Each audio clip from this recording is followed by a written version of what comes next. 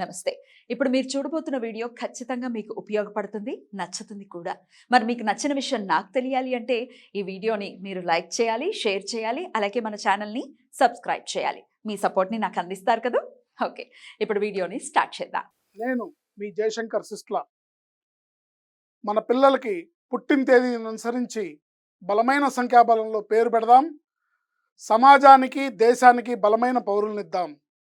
ఏ ఇంట్లో కూడా అర్ధాయుష్ మరణాలు లేకుండా చేద్దాం. నమస్తే, వెల్కమ్ టు అవర్ ఛానల్. నేను పద్మిని. ప్రస్తుతంతో పాటు ప్రముఖ ఆధ్యాత్మికవేత్త, ఆస్ట్రోన్యూమరాలజిస్ట్, వేదిక్ వాస్తు స్పెషలిస్ట్, శ్రీ విద్య మరియు హనుమత్ ఉపాసకులు బ్రహ్మశ్రీ డాక్టర్ శివయోగి సిస్లా జయశంకర్ గారు మనతో పాటు ఉన్నారు. మాట్లాడదాం.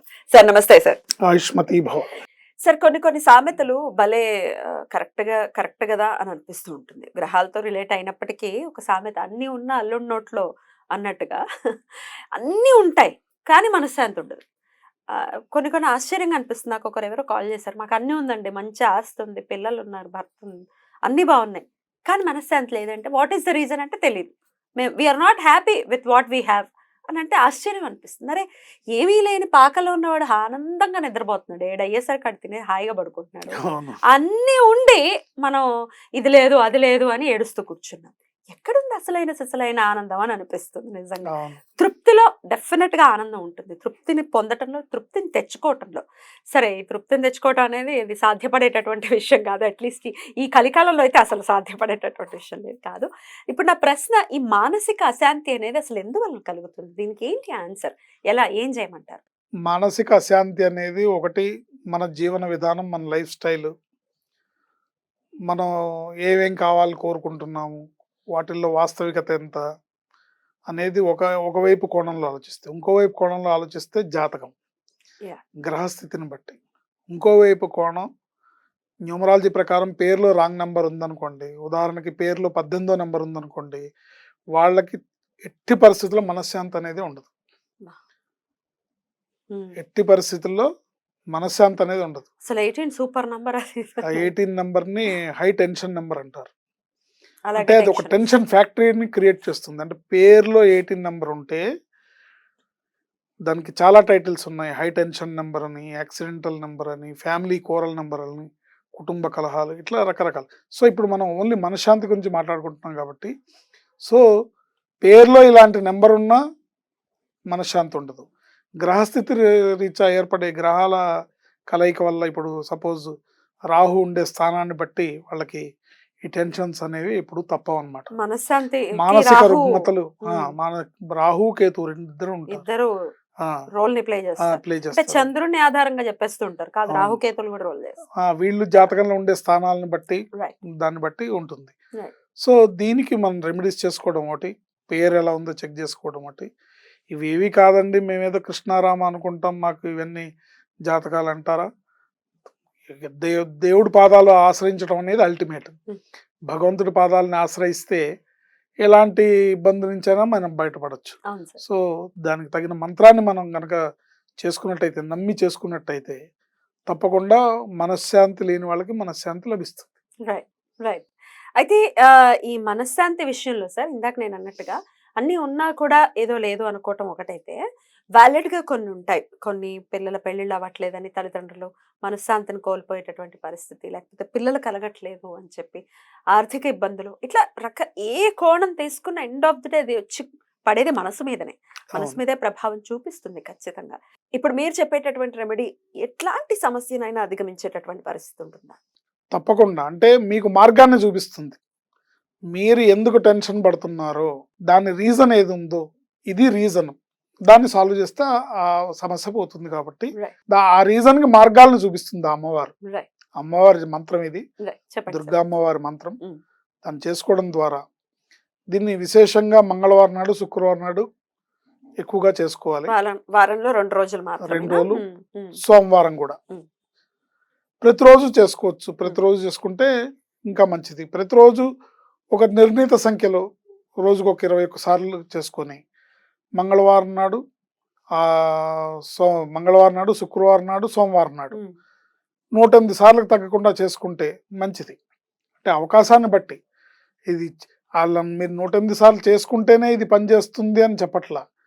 అవకాశం ఉంటే చేసుకోండి.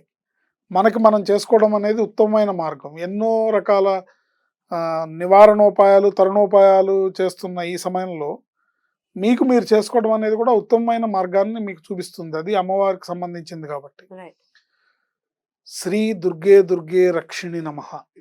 యా దేవి సర్వభూతేషు శాంతి రూపేణ సంస్థిత. నమస్తస్యై నమస్తస్యై నమస్తస్యై నమో నమః.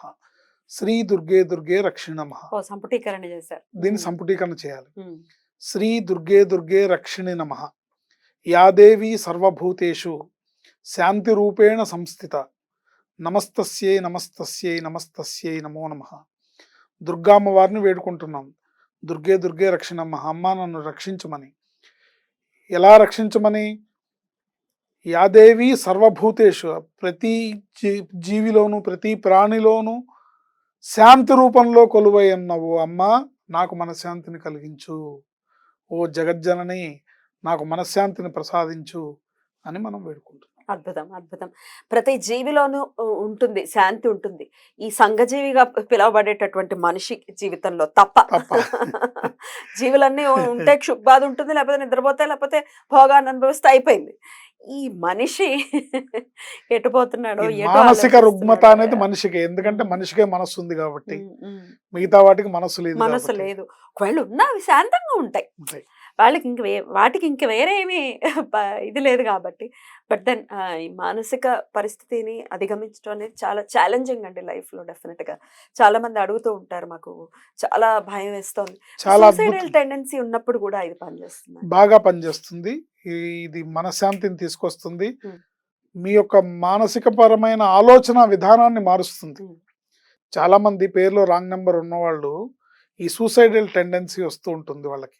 నేను ఎందుకు, నా జీవితం వేస్ట్, నేను బతికి వేస్ట్, నేను భారము, నేను సమాజానికి భారము, నా కుటుంబానికి భారము, నా వల్ల ఎవరికి ఉపయోగం లేదు అని వీళ్ళకి వీళ్ళే అనుకుంటారు. వీళ్ళని ఎవ్వరు అనక్కర్లేదు, వీళ్ళకి వీళ్ళే అనుకుంటారు.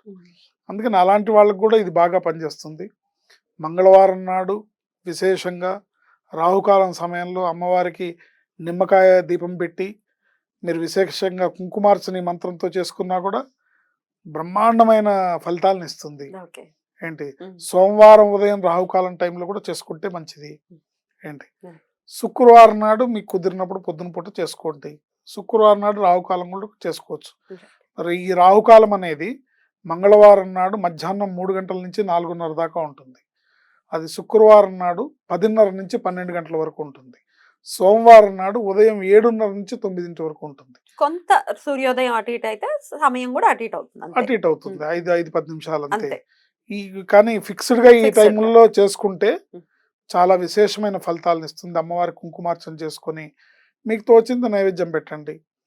మీకు ఏమీ నైవేద్యం పెట్టడానికి సాధ్యపడలేదు, పానకం వడపప్పు నైవేద్యం పెట్టండి. ఏంటి, అవకాశం ఉంది పులిహార నైవేద్యం పెట్టండి, అవకాశం ఉంది దద్దోజన నైవేద్యం పెట్టండి. లేదా మంగళవారం నాడు ఏం పెట్టాలో చెప్తాను, శుక్రవారం నాడు ఏం పెట్టాలో చెప్తాను. మనం దాన్ని ఇతరులకు ఇవ్వకూడదు. మనకి ఏది మంచిదో మనం ఎదుటి వాళ్ళకి ఇచ్చేటప్పుడు కూడా అదే ఇవ్వాలి. సో వీళ్ళు మనశ్శాంతి లేదు లేదు అని అంటూ ఉంటారు, కానీ ఎదుటి వాళ్ళని టెన్షన్ పెట్టి ఎదుటి వాళ్ళని అశాంతికి గురి చేస్తుంటారు. ఇలాంటివి కొంచెం ఆలోచించుకొని దైవాన్ని ఆశ్రయిస్తే తప్పకుండా అన్ని సర్దుకొని మీరు శీఘ్రగతిలో మనశ్శాంతిని పొందగలరు అని చెప్పడంలో ఎటువంటి సందేహం లేదు. చాలా అద్భుతంగా వివరించారండి. Thank you so very much. నమస్తే. ఆయుష్మతి భవ.